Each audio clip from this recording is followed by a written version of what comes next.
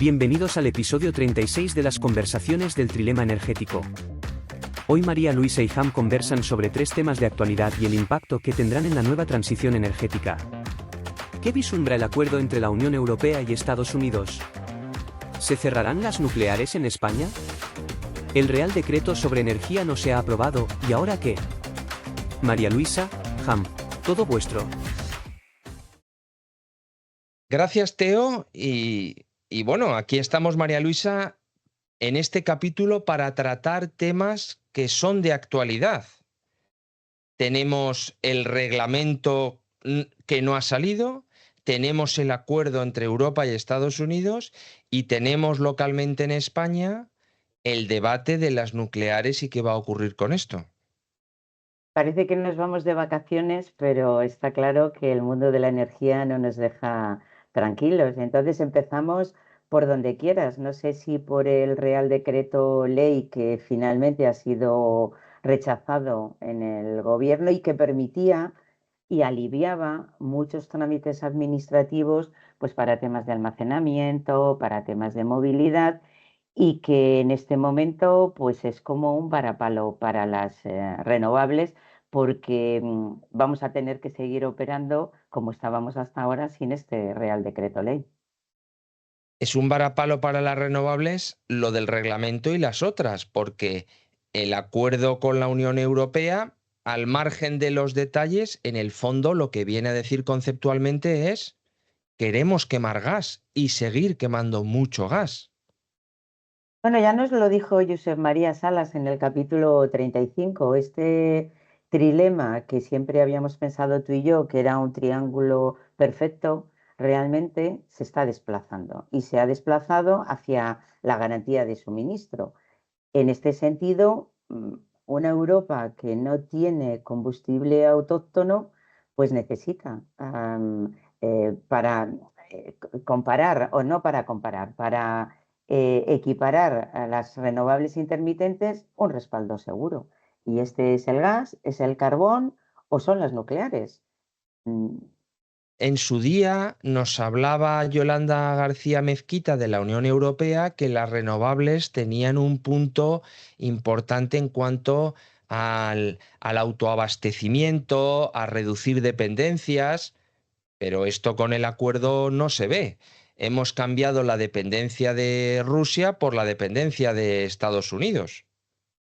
Bueno, eso es verdad. La obligatoriedad de tener que comprar productos energéticos, que básicamente son gas natural, a Estados Unidos, nos obliga a utilizar nuestros ciclos combinados como respaldo preferentemente frente a las nucleares.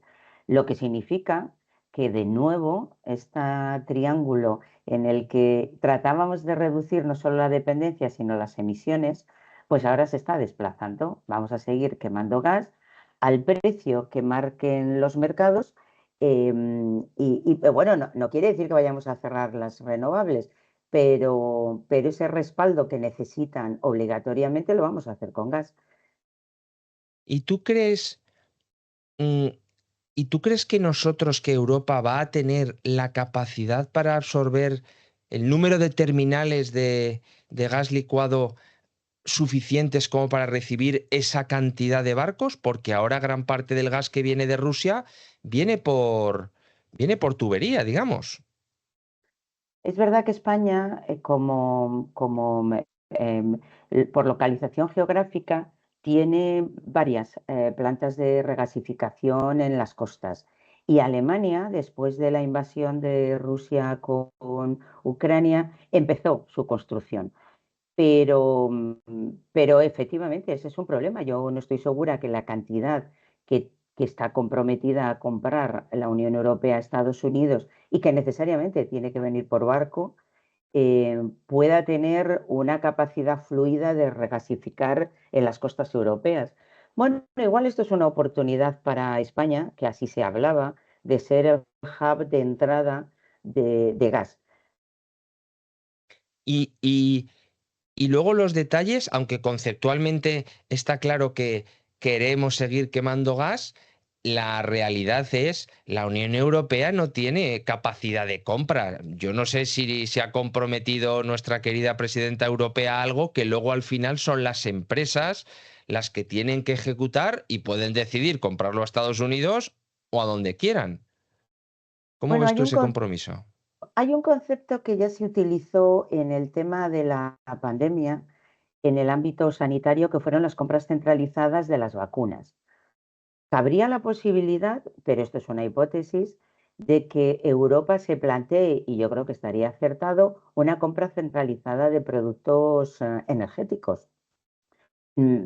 Bueno, esto, puesto que el compromiso es adquirido por la Unión Europea, deberían de establecerse mecanismos para garantizar y tener una capacidad de negociación mucho mayor de la que tendrían entidades individuales. Pero lo desconozco si esto está en proceso y si se va a hacer. Aquí queremos quemar gas y esto se nos junta con las nucleares en España. Ahora mismo, después del apagón, el número de centrales despachables, tanto de ciclo combinado como de nucleares, es mucho mayor. En mayo la media fue 24 unidades frente a la media en abril, que fueron 14. Eso está claro que Red Eléctrica no quiere jugar tan cerca del precipicio como estuvo antes del apagón, pero si se cierran las nucleares, nos va a faltar gas casi, porque estaremos obligados a utilizar más los ciclos. Es verdad que después del apagón el modo de operación del sistema eléctrico ha cambiado sensiblemente. Yo creo que tiene mucho más respaldo que lo que tenía antes del apagón. Bueno, de hecho, el Real Decreto lo que recogía era la obligatoriedad de tener un respaldo, de tener disponibilidad, etcétera. Pero bueno, tu pregunta tiene que ver con las nucleares. Es verdad que hay un plan de cierre de las nucleares. La primera es Almaraz 1 y este plan se diseñó antes del apagón y antes de un escenario donde la garantía de suministro prevalece. Ahora hay dos posturas encontradas. Está la postura del gobierno, que pretende mantener este calendario de cierre, y la postura de los propietarios de las centrales nucleares, que, bueno, pues ayer o bueno, en estos momentos se está hablando de la posibilidad de seguir operando o de solicitar la ampliación de Almaraz siempre que se eliminen los impuestos locales, que curiosamente solo están en las nucleares, no están en otras tecnologías. Nos lo contaba Ángeles Díez en el capítulo 16, toda la fiscalidad extra que las centrales nucleares eh, tienen que soportar. Bueno, yo no sé si el precio se reduce gracias a las nucleares o no se reduce. Lo que sé es que si no hay nucleares, habrá que sustituirlas con otra capacidad firme. Seguramente serán los ciclos combinados y eso hoy en día tiene un precio en España y en Europa. Al final esto va a ser una partida de ajedrez entre el gobierno y las empresas, digamos, eléctricas. Yo he oído que la querida ministra decía que si se reducían los impuestos habría que subir las tarifas eléctricas. No le veo mucho sentido. No, yo tampoco le veo sentido porque en el fondo los impuestos locales son recaudados por las comunidades autónomas, no por el gobierno, y tiene poco que ver con la tarifa.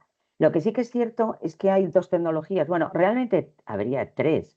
Una es la tecnología hidráulica, y ahí dependemos de que haya un año con muchas lluvias o no.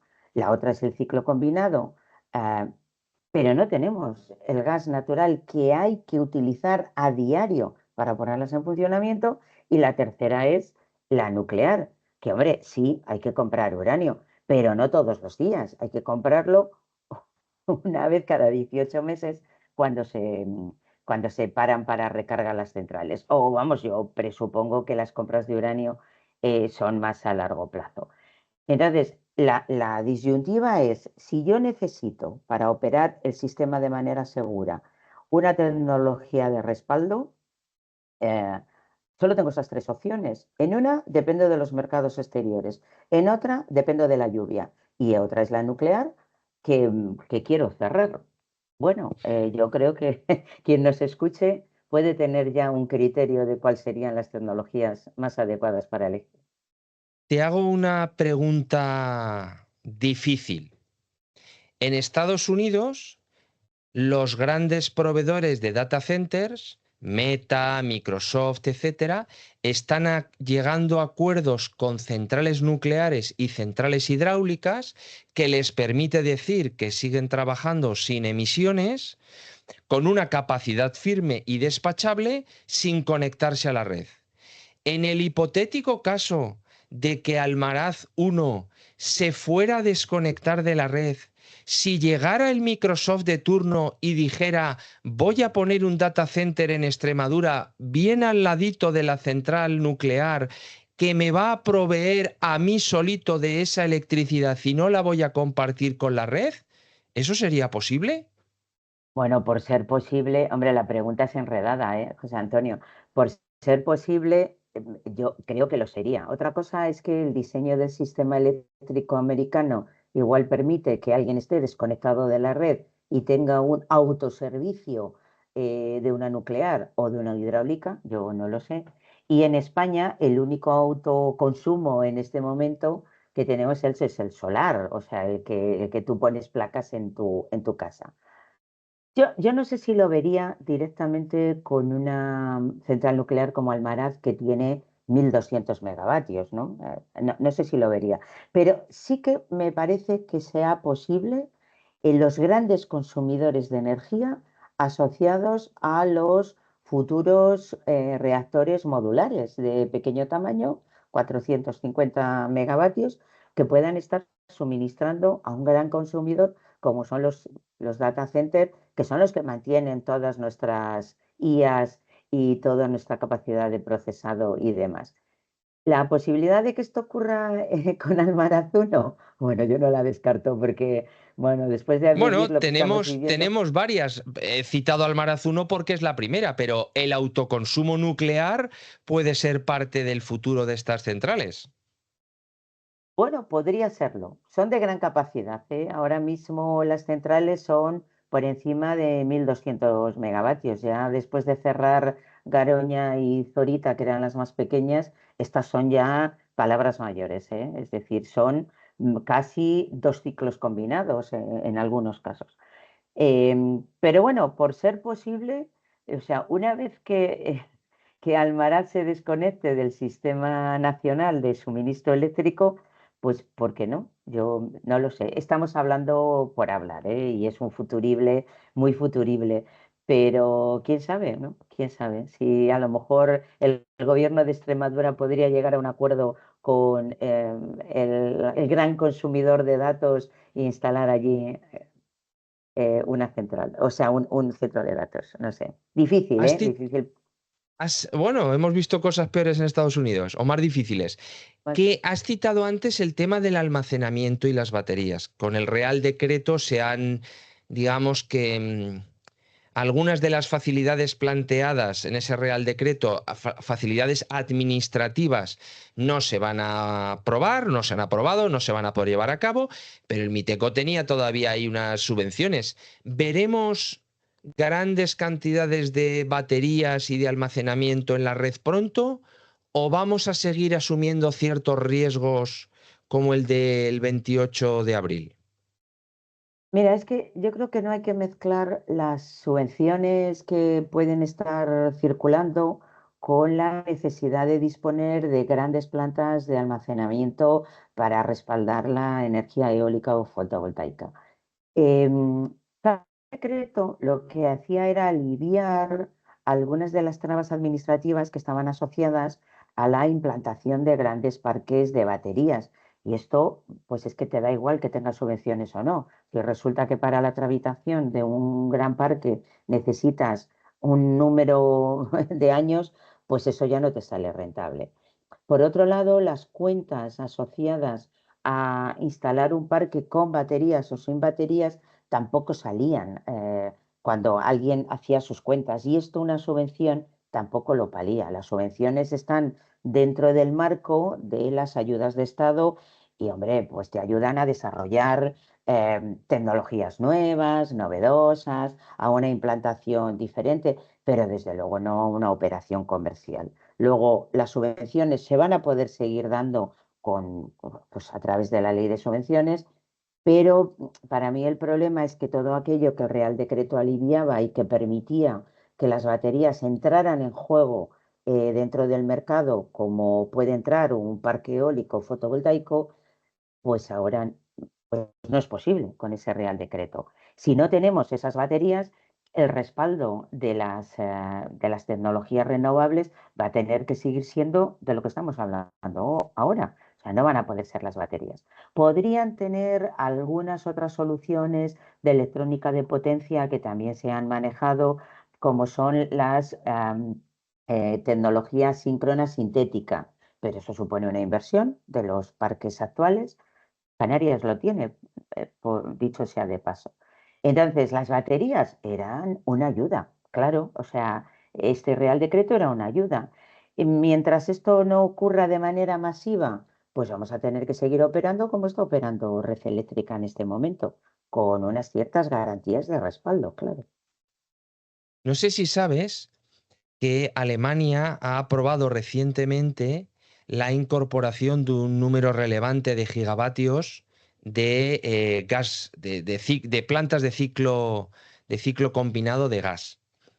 Y ha habido un cambio en esas, digamos, licitaciones. Y es que Alemania ha quitado de esas licitaciones que las plantas tengan que ser o estar disponibles para quemar hidrógeno en el futuro.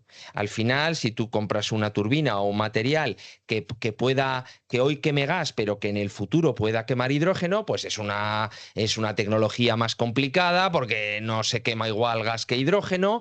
Pero claro, si quitas la limitación o la obligación a que en el futuro pueda quemar gas, la turbina es más económica, es más fácil de hacer, pero lo que estás diciendo es no vamos a quemar hidrógeno porque no va a haber hidrógeno o no nos interesa el hidrógeno. Y a lo mejor una de las razones por las que se cierra el acuerdo europeo con Estados Unidos es porque Alemania dice yo quemaré gas natural. ¿Cómo ves ese futuro del hidrógeno? Bueno, Alemania tiene un problema y tiene un problema desde que decidió cerrar sus centrales nucleares. Y en paralelo le sale rana el acuerdo con el gas ruso. Entonces, en esas circunstancias, una sociedad alemana con una meteorología fría por naturaleza, pues necesita abastecimiento.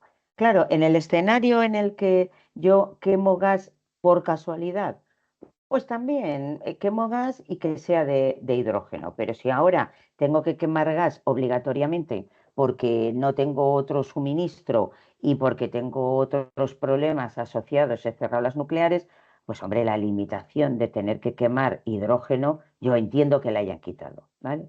Por otro lado, el hidrógeno. Bueno, el hidrógeno va a ocupar un espacio, yo no tengo ninguna duda. Y el hidrógeno ocupará un espacio en el mix energético, pero no va a ser la solución. Y desde luego, yo creo que no voy a ver cómo un hidrógeno que tengo que gastar energía para producirlo, luego lo meto en una central de ciclo para producir energía. Bueno, a mí eso me cuesta entenderlo, ¿vale? Me cuesta entenderlo porque si el hidrógeno estuviera en un yacimiento como el gas, pues diría quito uno y pongo otro, pero es que no existe de manera natural. Entonces, yo sí puedo entender que tenga que generar hidrógeno porque tengo un exceso de otras energías que no consumo, porque lo necesito para un nicho que no es electrificable, pero vamos, para meterlo en ciclo combinado, yo creo que ahí sí, si ya no salen las cuentas del hidrógeno, ahí todavía menos. Así que yo no es que comparta, es que me parece que es de sentido común. Si yo necesito ciclo combinado, mira, suministrame el ciclo combinado ya, el que tengas, no este otro en el que pueda meter hidrógeno, porque además hay una tendencia a que como los dos son gases, pues yo quito el gas natural y emito el hidrógeno. Pero es que el hidrógeno es una molécula que provoca unos efectos sobre los materiales que no lo hace el gas natural. Fragiliza, se cuela por los materiales. No es tan fácil como sustituir un material por otro, ¿no? María Luisa, vamos a cerrar el episodio y te propongo que hagamos una apuesta. Venga. 30 de julio del 2025. Sí, estamos El año ahora. que viene, 30 de julio 2026, probablemente se haya decidido qué pasa con Almaraz 1. Tu apuesta de 1 euro es a que Almaraz seguirá abierta o que seguirá cerrada. O que se cerrará, perdona. Yo siempre he pensado que Almaraz se va a sacrificar y que se va a cerrar, pero eso nos va a alertar para que el calendario de cierre lo modifiquemos. Pero vamos a sacrificar Almaraz 1. Siempre lo he dicho desde hace tiempo. Pues coincido en tu apuesta. Mi euro también va al 7 rojo de cierra Almaraz. Y de ahí saldrán dos posibilidades de te lo dije. Si la red aguanta de otras maneras, aunque sea con más gas, mucho más precio de electricidad o lo que sea, los que abogaban el cierre de las nucleares dirán, te lo dije que se pueden cerrar las nucleares y que se prepare ASCO, y los que, digamos, proponen el mantenimiento de las nucleares, si hay otro apagón o casi apagón o sufrimos mucho o la electricidad sube mucho, pues dirán, te lo dije, no teníamos que haber cerrado Almaraz y ASCO y las siguientes se salvarán. Pero yo creo que el chivo expiatorio se llama Almaraz 1. Totalmente de acuerdo contigo. Veremos a ver al año que viene. Bueno, nunca se sabe porque 12 meses dan para mucho, dan para nuevos acuerdos con otras centrales, nuevos reales decretos y nuevos incidentes en el sistema eléctrico que nos harán aprender la lección. Así que, Bueno, bueno, si me dejas apostar, cambio el 7 rojo al 8 negro y es que viene Bill Gates y pone el data center al lado de Almaraz. Y ahí ya sí que me forro en la apuesta. bueno, seguro, eso seguro. Oye, Bueno, pues seguiríamos hablando, pero es verdad que nuestro compromiso de hacer podcasts cortos y directos, creo que lo hemos cumplido. Así que un placer, como siempre, conversar contigo y darle vueltas a este trilema. perfecto, María Luisa. Muchísimas gracias a todos los oyentes y no dejéis de suscribiros en la plataforma de vuestra elección. Un fuerte abrazo.